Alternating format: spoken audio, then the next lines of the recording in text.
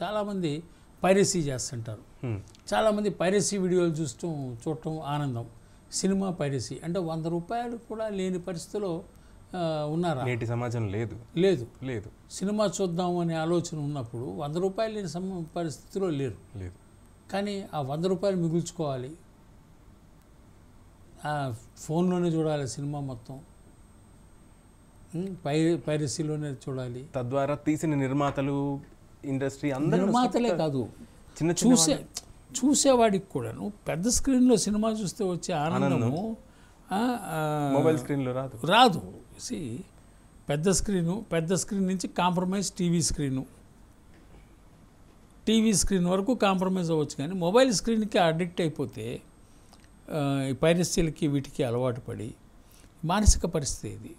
దీనివల్ల ఆనందం ఏ స్థాయిలో ఉంటుందో మనకు తెలియదు. ఇప్పుడు కొన్ని షార్ట్స్ కొన్ని ఉంటుంది. ఇవాళకి నాకు గుర్తు మెకనాజ్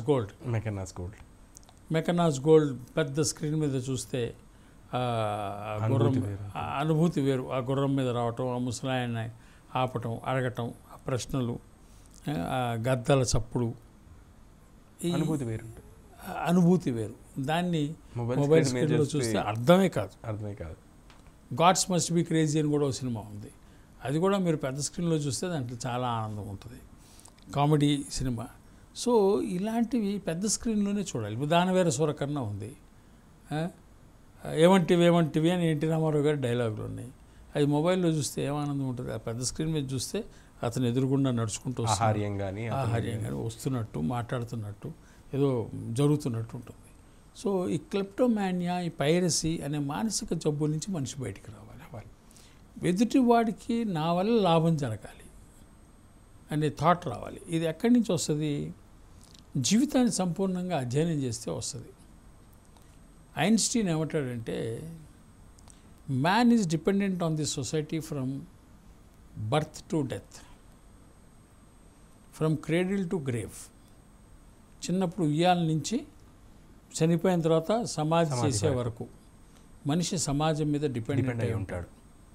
the language we speak, the food we eat, మనం మాట్లాడే భాష, మనం తినే తిండి, మనం వేసుకునే బట్టలు, ఇవన్నీ కొన్ని వందల వేల సంవత్సరాలు, జనరేషన్స్ కష్టపడి సృష్టించిన సంపద.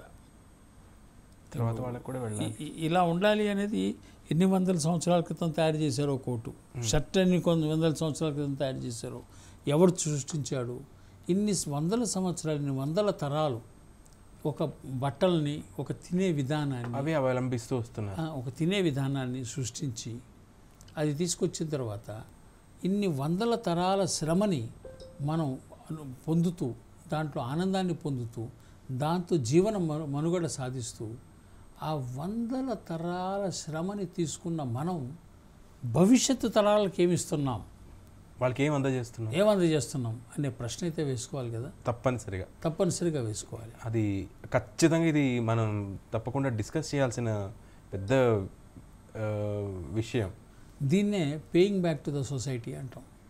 సమాజం నుంచి తీసుకోవటం, బోల్డ్ అని తీసుకుంటాం. మన సమాజం నుంచి మనం రోడ్డు మీద పోతూ ఉంటే మనకి ఏదన్నా యాక్సిడెంట్ అయ్యి కింద పడ్డాం అనుకోండి, మన ముఖం తెలియని వాళ్ళు వచ్చి మనకు సహాయం చేస్తారు.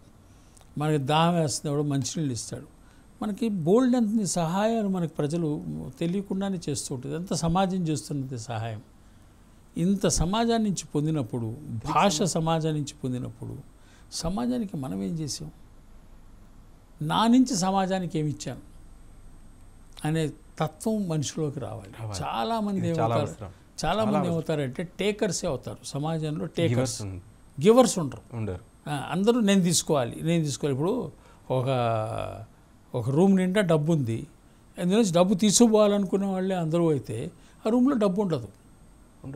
అది దేనికి ఉపయోగపడదు కూడా, ఎవరికి వాడు తీసుకెళ్ళిపోతే. ఐఆమ్ ఏ గివర్ అనే వాళ్ళు కూడా ఉంటే, తీసుకునేవాడు ఉంటాడు. సమాజం నుంచి సహాయం అవసరానికి, సమాజానికి సహాయం చేసేవాళ్ళు కూడా ఉంటే, అప్పుడు సమాజం బ్యాలెన్స్డ్గా ఒక ఆహ్లాదకరమైన వాతావరణంలో ఉంటుంది. సో మనం ఈ ఇవ్వటం అనేది నేర్పించాలి. సమాజానికి నేను కూడా ఇవ్వాలి. శ్రీశ్రీ అంటాడు, నేను సైతం ప్రపంచాగ్నికి సమిధను ఒక్కటి సమర్పించాను. ఓకే, ఆ రోజు తను అన్నది ప్రపంచాగ్ని, అంటే ఓ విప్లవకర దృష్టితో అన్నాడు, నేను సైతం శాంతి సౌధానికి కపోతాన్ని ఎగురవేశాను. ఇది కూడా శ్రీశ్రీ అన్నాడు. సో ప్రపంచ శాంతి కోసం నేను కూడా ఒక పావురాన్ని ఎగరేశాను. సో ఆ కంట్రిబ్యూషన్, పాజిటివ్ కంట్రిబ్యూషన్ కూడా ఉండాలి. 2 కంట్రిబ్యూషన్స్ ఉండాలి. సమాజం కోసం నేను ఏం చేయగలిగాను అనేది ఈ కంట్రిబ్యూషన్ ఉంటే మనిషిలో సంతోషకరమైన వాతావరణం అన్ని చోట్ల క్రియేట్ అవుతుంది.